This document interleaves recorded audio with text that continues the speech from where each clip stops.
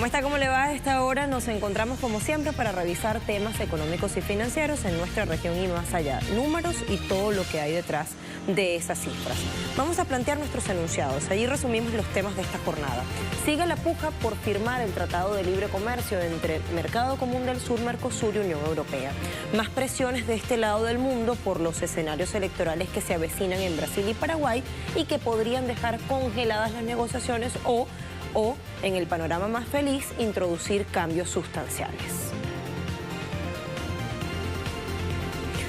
La Organización de Países Exportadores de Petróleo OPEP ha presentado su informe contentivo de pronóstico anual que dice de la demanda y de la oferta. Ya tenemos el adelanto en nuestro titular escrito, crecerán ambas. Ya le vamos a dar números exactos.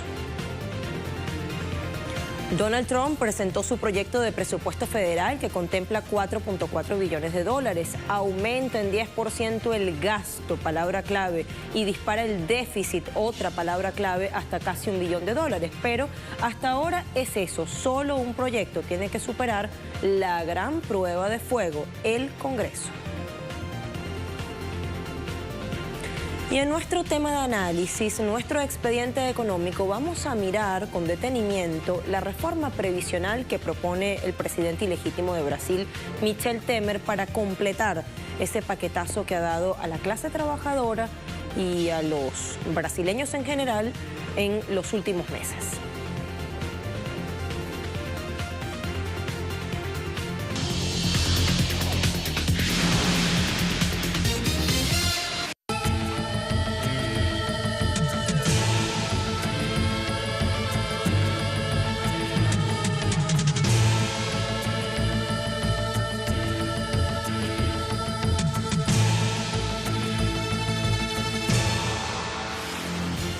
Como avanzábamos en nuestros títulos informativos, sigue la puja por un tratado de libre comercio entre Mercosur y Unión Europea. Entre las novedades tenemos que contarles que Paraguay apura la firma para finales de febrero o principios de marzo. El canciller paraguayo Eladio Loizaga consideró prioridad rubricar lo antes posible a pesar de las desventajas y las profundas asimetrías con las cuales los gobiernos de derecha que ahora dominan el Mercosur han pactado con los europeos. Para la próxima semana está previsto que en Asunción tenga lugar una nueva ronda de negociaciones entre las partes con participación muy particular de la jefa negociadora de la Unión Europea para Mercosur, Sandra Gallina, y negociadores de los países integrantes del bloque regional.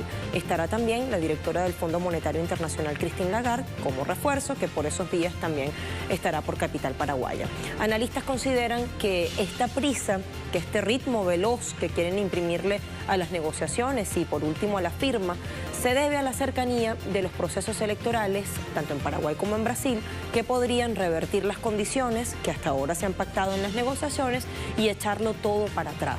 Mientras del lado europeo, lobbies del sector cárnico siguen viendo con recelo la contraoferta hecha por la Unión Europea de aumentar el ingreso de carne proveniente del Mercosur, pese a que sigue siendo considerada insuficiente por países como Uruguay, que se muestra un poco más cauteloso a la hora de exigir más de lo que proponen los europeos. No así Brasil, no así Argentina, tampoco así Paraguay, como estamos viendo, que quiere firmar muy rápidamente.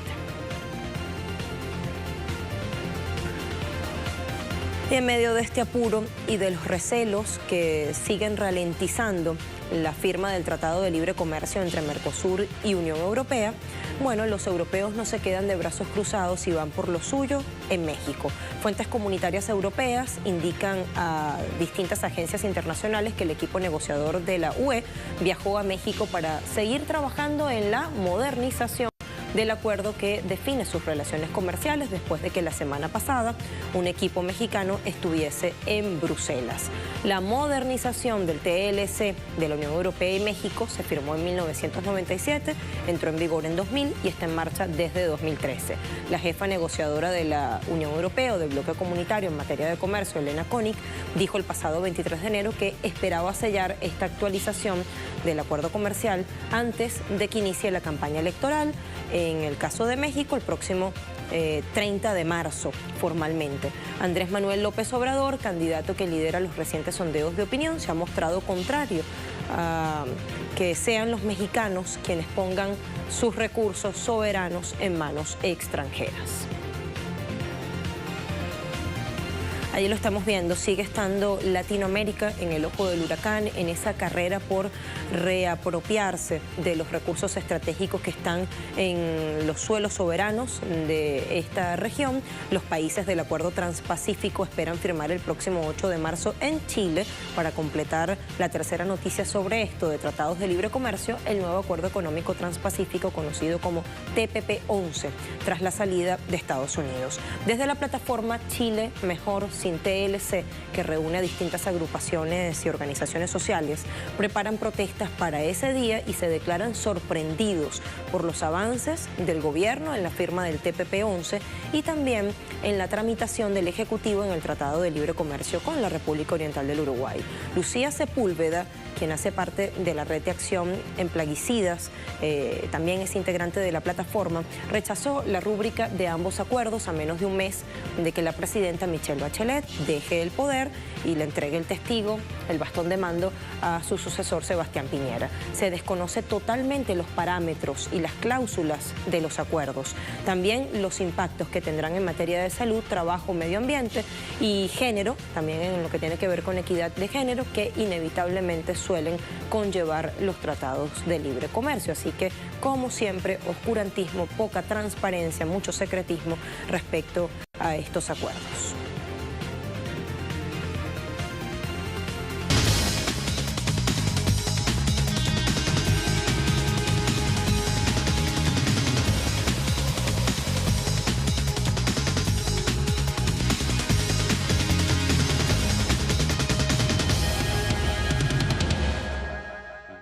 Embajador de Venezuela en Rusia afirma que la propuesta del presidente Nicolás Maduro de implementar el uso del petro en la OPEP goza de buena acogida y será extendida a cada uno de los países miembros por el propio secretario general del organismo, Mohamed Sanusi Barkindo, en las próximas reuniones y negociaciones. En entrevista para la agencia Sputnik, el embajador Carlos Faría detalló que autoridades venezolanas están haciendo reuniones con muchísimos países y proveedores para poder avanzar en esta forma de pago. Recientemente, el ministro de Comercio Exterior, José Bielma Mora, precisó que inversionistas brasileños importarán alimentos y medicinas al país en petros por el orden de $435 millones.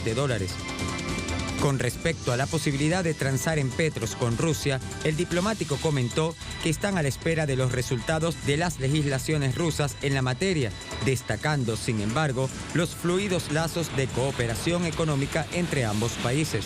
El petro es la primera criptomoneda en el mundo respaldada en barriles de petróleo, específicamente por 5.000 millones de barriles contenidos en el bloque 1 del campo Ayacucho de la faja Hugo Chávez. Un petro equivaldrá a un barril de petróleo venezolano. El próximo 20 de febrero comenzará la primera preventa.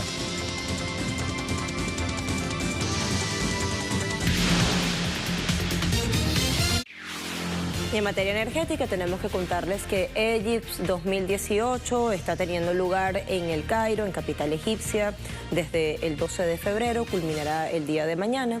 Son 17 empresas rusas las que han incorporado sus productos a este encuentro energético, 14 de ellas representadas en el stand conjunto organizado por vez primera por el Centro Ruso de Exportaciones, que evidencia un crecimiento comercial de 162% respecto a 2016 en materia de venta de productos rusos a Egipto, con un significativo 20% compuesto por maquinaria y equipamiento para campos de gas y petróleo. El gerente del Centro de Exportaciones agregó que en este momento estudian la participación de las empresas rusas en la zona industrial de Egipto, también la incorporación en el sector petrolero, gasífero, en la industria del automóvil y en la industria de la maquinaria agrícola.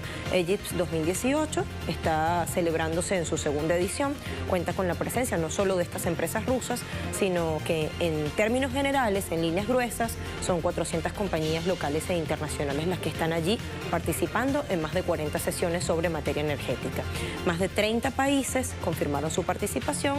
Hay que nombrar en la enumeración a Bahrein, Gran Bretaña, España, Alemania, India, Italia, Canadá, República Popular China, Noruega, Emiratos Árabes Unidos, Corea del Sur, Arabia Saudita, Estados Unidos, Francia y Venezuela.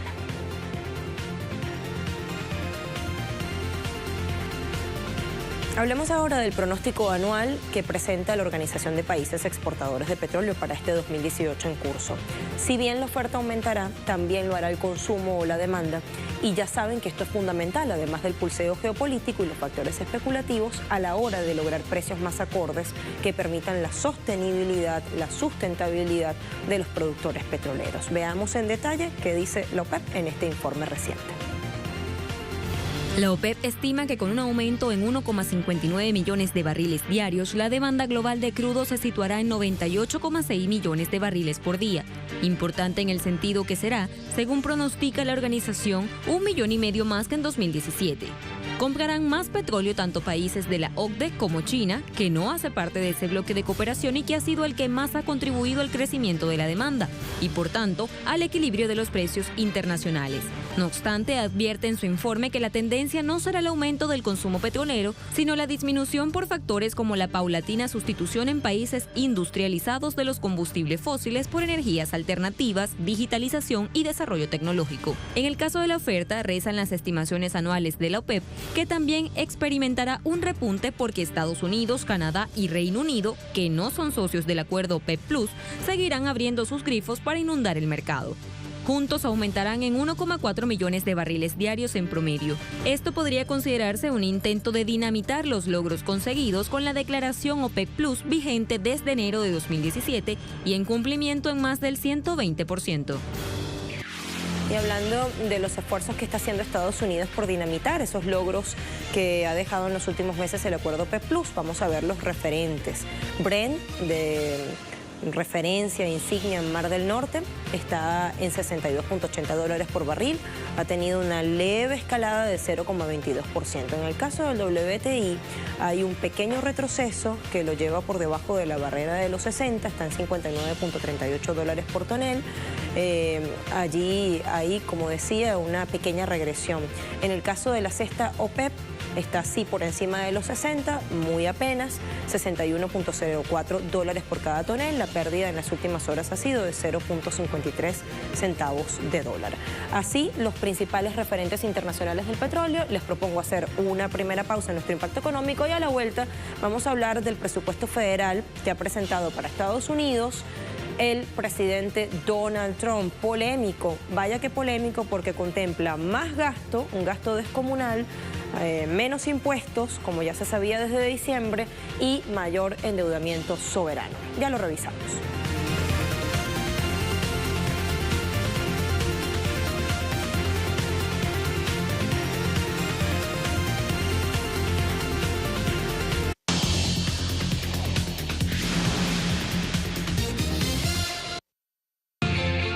Forbes publica la primera lista de las fortunas de millonarios en criptomonedas.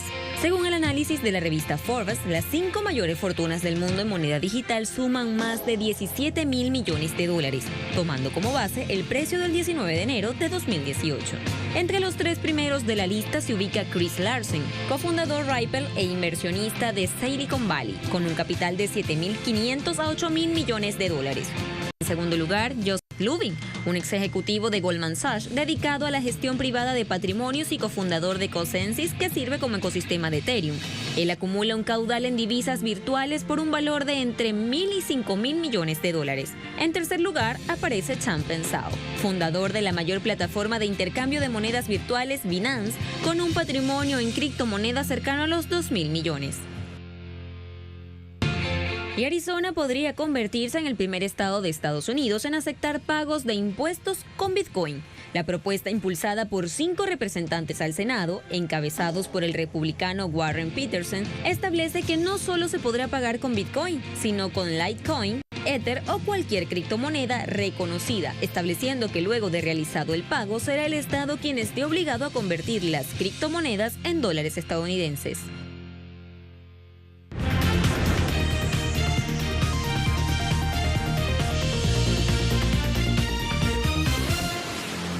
Este lunes la Casa Blanca presentó el proyecto de presupuestos del Estado que, entre otras cosas, duplica el déficit fiscal 2019 hasta los 984.000 billones de dólares, aunque el desequilibrio podría ser todavía mayor y sobrepasar los 1.3 billones de dólares si se tiene en consideración lo que le contábamos la semana pasada, que republicanos y demócratas del Congreso lograron un acuerdo que prevé un incremento adicional del gasto en 300.000 millones de dólares.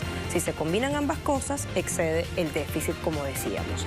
El repunte escandaloso del déficit en 92,5%, es decir, en casi la totalidad, tiene que ver con la bajada de impuestos que aprobó en diciembre el propio presidente, es decir, el recorte en la recaudación en los próximos 10 años en 3.7 millones de dólares.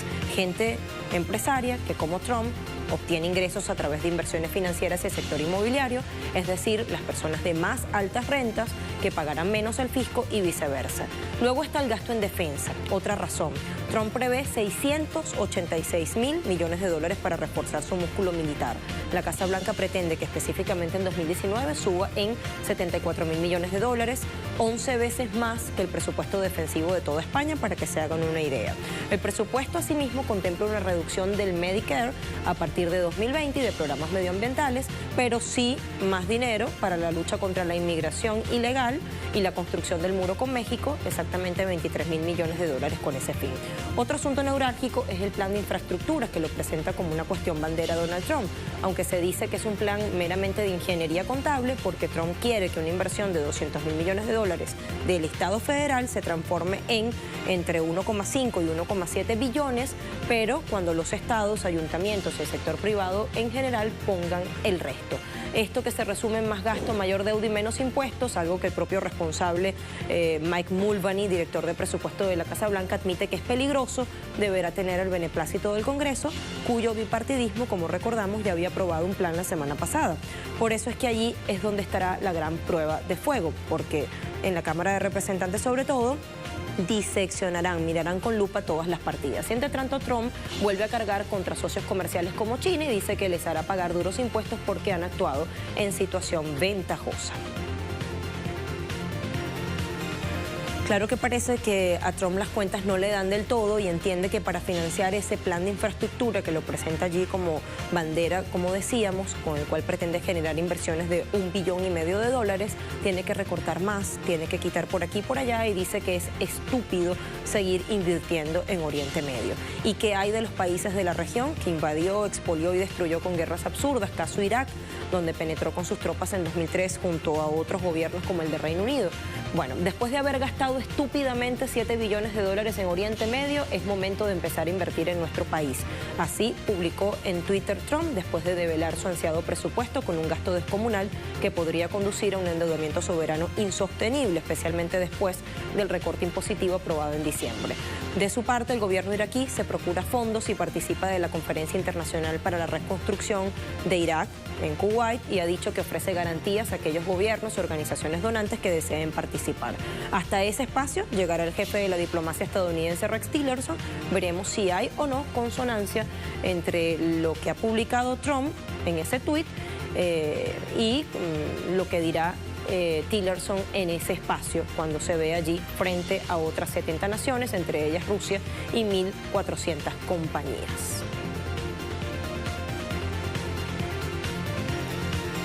Y mientras Trump considera estúpido el gasto en Oriente Medio, que también ha devastado a Siria por más de 7 años desde que comenzó la guerra liderada justamente por gobiernos de Estados Unidos, China anuncia sus planes de participar activamente en el desarrollo y reconstrucción de Siria una vez acabe la guerra. La novedad la teníamos con Irak, con esta conferencia que se está llevando a cabo en Kuwait, y ahora hablemos de Siria. El embajador chino en este país árabe, Qi Tianjin, afirmó que el gigante asiático espera aumentar su apoyo al gobierno legítimo de Damasco, al tiempo que manifestó que estos dos países, Siria y China, ya firmaron acuerdos para el suministro de ayuda humanitaria, así como muchas empresas chinas han expresado su voluntad para participar en proyectos de desarrollo sirio.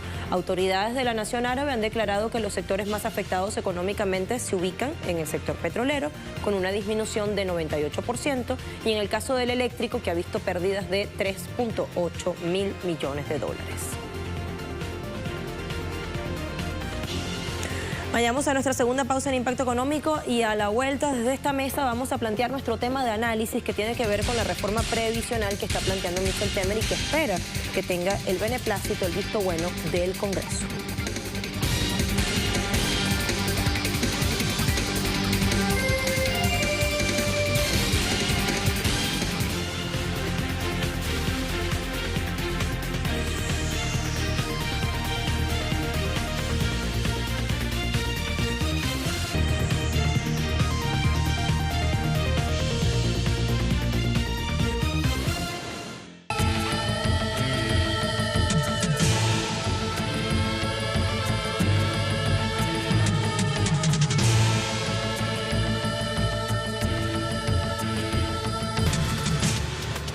Bueno, entremos en materia con nuestro expediente económico. El gobierno ilegítimo de Michel Temer se esfuerza por estos días en especial en sacar adelante esa reforma del sistema previsional o del sistema de pensiones y hace parte de sus medidas económicas, de las más impopulares, de ese paquete neoliberal que dicen desde las organizaciones sociales y desde la clase trabajadora en general, esto es regresión, golpe maestro a la clase trabajadora y a los más, a millones de brasileños. Vamos a comenzar por acá.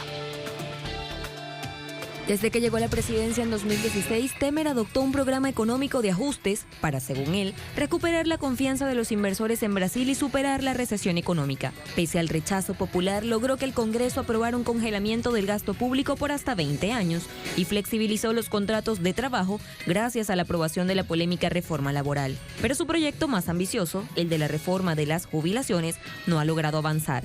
Y es que para que sea aprobada debe contar con el voto de al menos 308 de los 512 funcionarios que integran la Cámara de Diputados. Pero Temer está teniendo dificultades para reunirlos, incluso entre sus propios aliados, que se muestran recelosos de darle su apoyo, más aún este año, a pocos meses de las elecciones generales de octubre. Los principales partidos aliados del gobierno brasileño han admitido que hay pocas probabilidades de avanzar en la reforma del sistema de pensiones, pese a los esfuerzos del mandatario para lograr más apoyo en los últimos días. De acuerdo a los resultados arrojados por una encuesta realizada en diciembre pasado, solo 46 parlamentarios se mostraron a favor de la iniciativa. Según este sondeo, un total de 212 congresistas manifestaron estar en contra de la reforma, 45 mostraron estar indecisos, 15 dejaron ver que seguirán las orientaciones de sus respectivos partidos políticos, 107 no se expresaron, mientras que otros 80 no pudieron ser encuestados. Tres cuestiones fundamentales. Esta propuesta significa enmendar la Constitución, exactamente es la enmienda PEC 287, por eso con tanta cautela se está considerando desde el Congreso, además de la cuestión electoral que ya escuchábamos en la introducción. La Cámara Baja, es decir, la Cámara de Diputados, rediscusión el próximo 19 de febrero y un punto medular es que se dice, bueno, acá se quiere obligar a la gente a trabajar prácticamente hasta morir y después de muerta la gente todavía no podrá cobrar su pensión. Así de dramático, así de, aunque suene irreal. Vamos entonces a sumar en qué consiste específicamente. La modificación medular que plantea la reforma de pensiones de Temer en Brasil es que fija una edad mínima para la jubilación que antes no existía en el país. El proyecto original establecía que solo podrían jubilarse los hombres que tuvieran 65 años y hubieran contribuido a la seguridad social durante un mínimo de 25.